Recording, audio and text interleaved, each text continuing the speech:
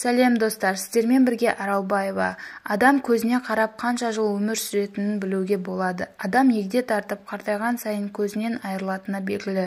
Көз көру нашарлайды, көздің жанары кетеді. Сондықтан көзді сақтау адам үшін өте маңызды. Одан бөлек көздің жанарына қарап адамның қанша жыл ғұмыр кешетінін білуге болатынын көрінеді.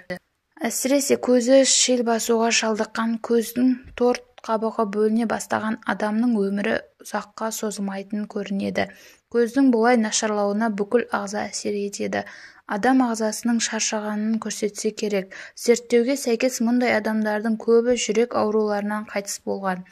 Мұны ғалымдар 55-81 жастағы 4757 адамға тәжірибе жүргізу арқылы анықтаған. Арасында көзі сау адамдар да бар.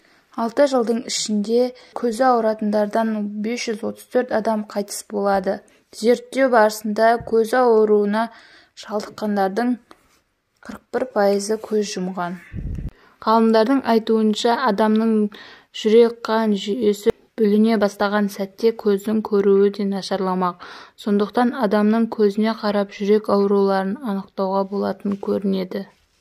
Видео ұнаса каналға жазылып, комментарий жазуды, лайк басуды ұмытпаңыздар. Сіздермен бірге болған Аралбаева.